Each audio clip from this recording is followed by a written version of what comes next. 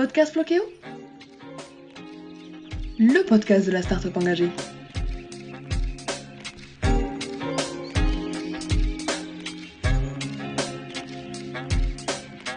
Bonjour et bienvenue à cette 21e édition du Verre à moitié plein, le podcast optimiste du tourisme durable. Nous concluons cette semaine consacrée au trésor du bout du monde, qui aura pour nous été l'occasion de vous faire découvrir de nombreuses destinations. Souvent invisibles au premier regard, en allant de découverte en découverte, elles vous mènent hors des sentiers battus vers des lieux propices à l'émerveillement.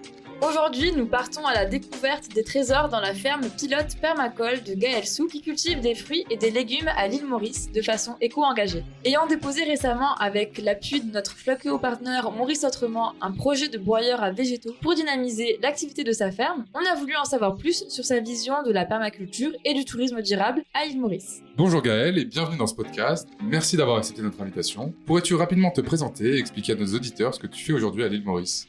Bonjour à tous, pour me présenter, j'ai eu un parcours professionnel assez varié dans le sens où j'ai fait du multimédia design pour évoluer vers le paysagisme et ensuite j'ai continué à étudier un peu les arts martiaux pour devenir instructeur de self-defense et je suis aussi permaculteur, ce qui englobe pas mal de choses. Donc le projet se trouve dans le sud de l'île Maurice à Debrah. C'est donc un projet de ferme autonome pédagogique où il y a une collection d'arbres fruitiers en feu de forêt, une collection de bambous, les potagers, l'apiculture, la basse-cour et des projets à venir évidemment en termes de diversification. Peux-tu nous expliquer quel est le principe de la permaculture et aussi quelle est ta vision de la permaculture s'il te plaît ? Alors la permaculture, pour faire simple, on peut parler d'un système de régénération qui respecte le vivant en favorisant l'intégration de tout ce qui est important. C'est-à-dire que nous respectons toutes les formes de vie et on essaie de développer quelque chose qui sera respectueux, qui s'oriente disons vers l'harmonie. C'est-à-dire que rien qu'au niveau des contrôles des insectes, c'est vrai qu'ici nous avons un gros problème de mouches de fruits, donc il faut mettre des pièges à mouches de fruits, mais avec le fait de ne pas utiliser d'insecticides, c'est qu'il y a quand même une chaîne d'insectes qui vient pour balancer le système. Dans ce système, on prend en considération beaucoup de choses, c'est-à-dire qu'il y a l'aspect social à travers le partage, le recyclage pour remettre en valeur tout ce que nous pouvons avoir, c'est-à-dire par exemple le cas des bambous, ça aide à faire des tuteurs, on peut faire des petites constructions, ici j'ai un gazebo naturel en bambou, plein de choses qui peuvent être développées en fonction de la valeur qu'on voit chez les différents éléments du jardin et de la ferme. Donc on va favoriser aussi le circuit court qui fait que on va pas chercher à prendre un fumier à l'autre bout de l'île si on peut avoir du fumier à côté. La consommation locale aussi, c'est ce que je veux mettre en avant particulièrement. Évidemment, je suis pas contre l'importation et l'exportation, mais il faut être quand même dans une logique aujourd'hui où, on prend souvent cet exemple-là, le Mauricien qui va avoir des goyaves à volonté chez lui, il peut pas que manger des pommes importées du Sud-Afrique. Donc le circuit court devient quelque chose de logique si on réfléchit sur un système durable. Donc dedans, il y a aussi le respect de toutes les formes de vie, il y a la communication positive, c'est-à-dire qu'on essaie de ne pas se lever le matin en écoutant des mauvaises nouvelles et en disant qu'il pleut, oh merde, quoi.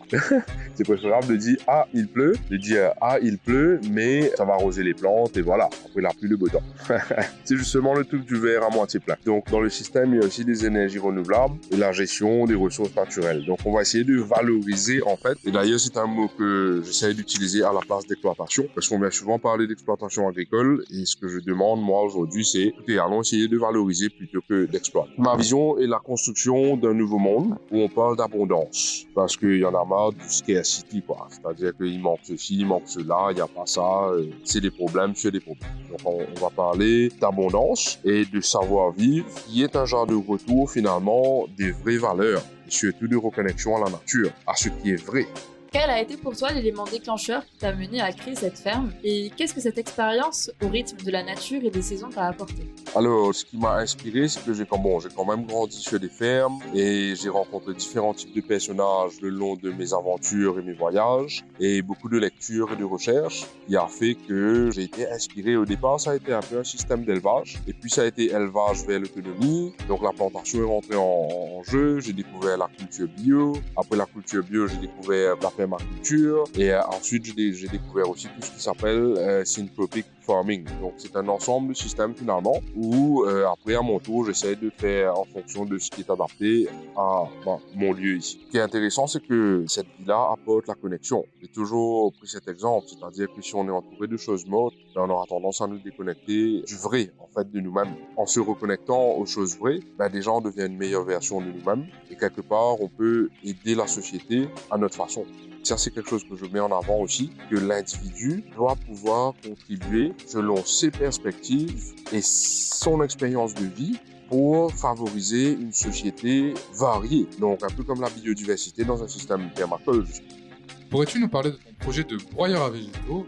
Alors, le broyeur de végétaux, du coup, ce que ça permet d'accélérer le processus de transformation des matières organiques qui se trouvent dans le jardin, facilitant ainsi la chaîne de production. En principe, ce que je fais déjà, c'est du chop and drop. Donc, je coupe et je laisse sur place. Des fois, quand j'ai la patience, je coupe un peu en petits morceaux, mais bon, après, on pas manque de temps, on a tellement d'activités et de choses à faire. Donc, le broyeur va permettre de transformer assez vite et de retourner les bons produits. La plante prend ce dont elle a besoin pendant son cycle de végétation, de floraison, de fructification. Et en retour, ça retourne aussi tout ce que ça a pris à la terre. Donc en fait, ce qu'on va faire, nous, c'est simplement broyer tout ça et utiliser paillage et pour faire du compost. Donc c'est pour broyer les feuilles et les branches du jardin pour faire du paillage et du compost.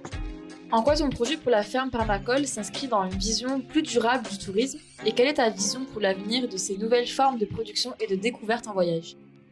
Par rapport à ça, c'est l'idée est de produire localement et de consommer directement du lieu à l'assiette, ce qui diminue tout de suite l'empreinte carbone et qui aussi garde tous les nutriments qu'il y a dans la nourriture. Parce que, bon, moi, de mon expérience, c'est incroyable de casser un fruit sur un arbre, de le manger, parce qu'il est beaucoup plus nutritif. Le casser au moment où il est mûr comme il faut, il n'y a pas meilleure expérience gastronomique que ça.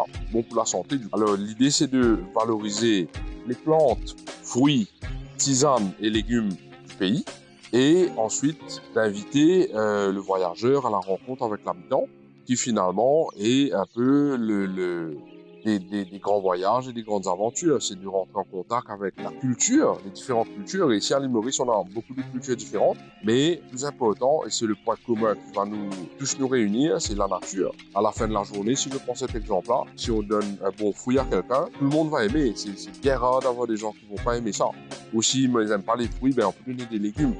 Et j'ai un exemple dessus qui est intéressant, c'est qu'à un moment, les tisanes par exemple, c'est quelque chose, aujourd'hui j'en ai de masse et de variétés incroyables dans le jardin et on a tendance à se limiter à une ou deux choses et du coup quand c'est pas produit sur le marché, on se dit ah mais il n'y a plus de thé à boire alors que c'est partout. Donc produire tout ce qui est intéressant et offrir ça aux voyageurs, pour moi c'est vraiment ça la grande aventure. Alors du coup, ce que j'aime bien mettre en avant aussi moi, c'est que le plus il y a ce genre de projet, le mieux l'environnement se portera et le mieux les gens, le mieux les animaux seront. Donc je pense que il faut vraiment pousser dans le sens d'un développement généralisé.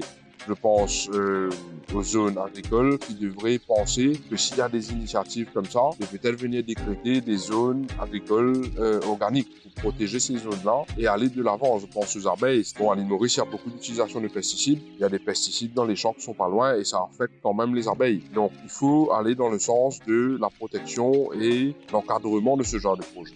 Donc j'invite en fait les gens à repenser le type de jardin afin de pouvoir interagir de manière positive avec les plantes et la vie dans son ensemble. Je pense qu'il serait gagnant le faisant, par exemple, comme je parlais de tisane, au lieu de mettre une plante à piquant dans un pot si vous n'avez pas beaucoup d'espace, mettez une plante de citronnelle par exemple, ça vous fera des herbes pour la cuisine, une boisson fantastique quand c'est le moment. En plus de ça, la nourriture de qualité et l'expérience gastronomique d'un voyage ne peut être que meilleure si les produits sont faits dans le respect de l'environnement et des cycles naturels, surtout sans pesticides et autres types de poisons qui aujourd'hui est à la cause de plein de problèmes. L'île Maurice semble de plus en plus prendre en compte la question de la durabilité sur l'île. Comment as-tu vu les choses évoluer dans ce secteur et dans ces dernières années ?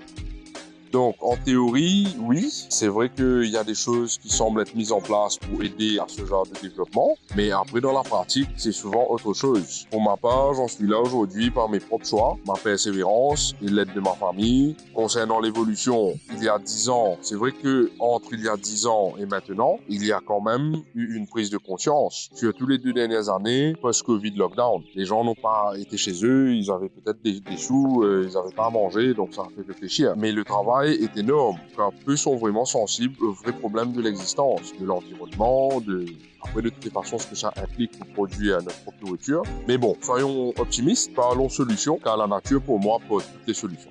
Merci beaucoup Gaël de nous avoir partagé toutes tes connaissances sur la permaculture et de nous avoir permis de voyager à l'île Maurice le temps d'un podcast. Il y aurait encore tant d'autres sujets à aborder sur le passage à ces formes d'agriculture plus en accord avec les écosystèmes et ainsi encourager les formes de production durables et rurales. Si vous souhaitez aider Gaël, Floqueo a créé une plateforme de financement participatif. Vous pouvez soutenir son projet d'acquisition de broyeurs de végétaux à l'île Maurice pour appuyer son travail au sein de la ferme Permacole, un projet soutenu par notre Floqueo partenaire Eric McKinnon, dirigeant de l'agence de tourisme durable Maurice Autrement. Vous pouvez également visiter sa ferme située à Debras-Maurice si vous voulez en savoir plus sur la faisabilité et les méthodes engagées de ce mode de culture sur l'île. Merci à vous, fidèles auditeurs, et merci pour vos retours. Ils nous poussent à vous offrir toujours plus de contenu et d'échanges sur le tourisme durable, ainsi que sur les trésors d'ici et d'ailleurs. Si vous avez des questions, n'hésitez pas à les mettre en commentaire, on vous y répondra avec grand plaisir. Et retrouvez la cagnotte participative pour Gaël en vous rendant sur floqueo.com. Je vous souhaite une merveilleuse journée et en attendant le prochain épisode, n'oubliez pas de voir le verre à moitié plein.